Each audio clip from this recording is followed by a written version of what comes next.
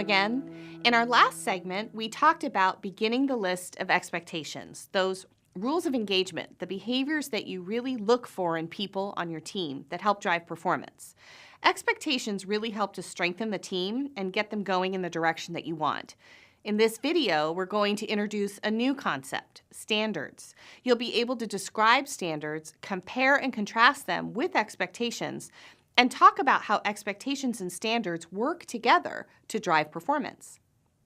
Standards are rules or policies and procedures that everyone needs to follow. What they share in common is an expectation is also applied to everyone. Expectations and standards apply to everyone, but standards are much more rigid. So a standard is a policy or a rule. It applies to everyone. Standards are informed by, which means that they kind of are a natural fallout from an organizational expectation. Standards tend to change with circumstances or experience and time, and they're very specific to an organization. So some standards that you all work with in your organization don't apply to other organizations. Think about a lot of the regulations that might govern the work that you do in your organization right now that wouldn't apply to another organization. So standards are things like dress code policy, computer personal use policies,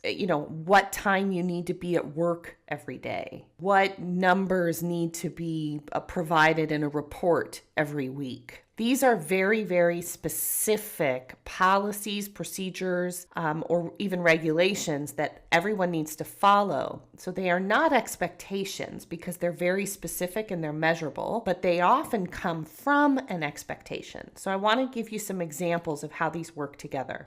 For example, an expectation may be that I'm going to live a healthy life. That's the expectation. That's sort of this bigger umbrella of expectation of behavior, values, all these things congeal to come together with this expectation statement. I'm going to live a healthy life. A standard that I put in place that supports that is I will get 8 hours of sleep per night. Another standard might be I will drink 60 ounces of water per day. Another standard for that expectation will be I will exercise 5 times per week for 30 minutes at a time. These are examples of standards that are drawn from the expectation of I'm going to live a healthy life. And if you think back to a couple of lessons ago, I was talking about an environment where I used to work where we didn't set up expectations, we just managed to standards. And this is kind of what we're talking about, that the standards tend to get all the attention, even though the expectation is living a healthy life, right? But we can manage the standards easier, so we tend to give those more attention. So let's do another one. Expectation. Each manager's main priority is to thoughtfully and strategically develop his or her people.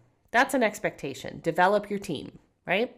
The standard is a minimum of 1 documented one-on-one coaching session per month. That's a standard. I can measure whether or not you did the coaching session once a month. Right? Another one, expectation is to represent the organization with professionalism. The standard that's put into place for that is the dress code. And the other standard that might be into place for representing the organization with professionalism could be no swearing. It could be a certain protocol that you're expected to say on every phone call. Those could all be standards that come from an expectation that will represent the organization with professionalism. Another expectation is all employees be vigorously engaged in servicing our clients. A standard is the established follow-up or communication strategy. So, maybe it's that you need to return calls within 24 hours. You need to respond to all email by the end of the day. Those are standards that are influenced by the expectation of being vigorously engaged in servicing our clients. So both exist, expectations and standards. They both exist and they both serve a purpose. And I can speak particularly in the US, the increase of standards has tripled. I mean, I can't even speak to it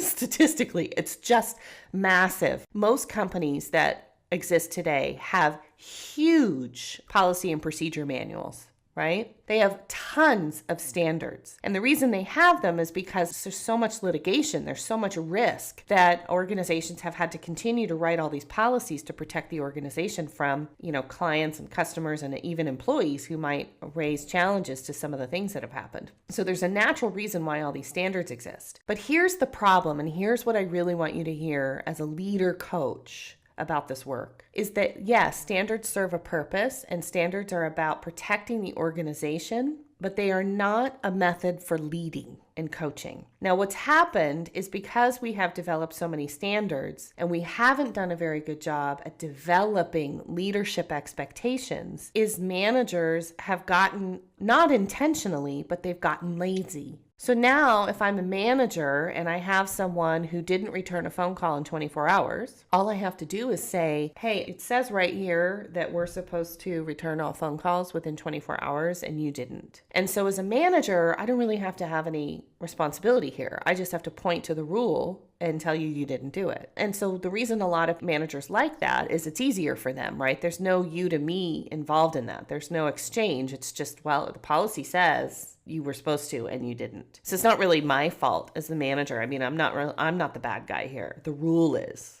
It's the rule's fault. It's not me. What's happened is it's created a disconnect between managers and employees, right? It's serving to sort of quiet our leadership capacity. Because while that's important that, we have a rule that says we need to return phone calls in 24 hours, isn't there a reason that we want those calls returned in 24 hours? And isn't that reason more about service and brand quality and who we want to be as an organization to this client, not the 24 hours? So if I have somebody on my team who's consistently missing that standard of returning calls in 24 hours, I need to have a conversation with them as a leader about the expectation. People on my team demonstrate vigorously amazing service to their clients. You're not returning calls in 24 hours. You're not doing that. So it's not about the 24 hours, you guys. It's about the service quality. And that's your work as a leader, is connecting that dot for that employee. Because that's where we resonate and that's where we actually change behavior. Changing rules and standards, we don't really change behavior. We create robots. We create people who just follow rules or don't. Leading by expectations, we help people understand the purpose behind what it is that they do and who we want to have as a team, right? So I want to share with you one more personal story about this because I think that, this is when it really resonated for me and when it made a huge difference. So many years ago, I was creating my own team. It was a brand new team that I had the opportunity to build. And I was wanting to hire really competent, capable professionals, people who had already demonstrated tremendous amount of operation success. And now I was going to hire them as coaches. And so I was interviewing a candidate and he said, who do you want on this team? Who are you interested in? And I said, I want this team to be the team of people that when we walk into a building, people say, oh, thank goodness you're here. We're so glad you're here.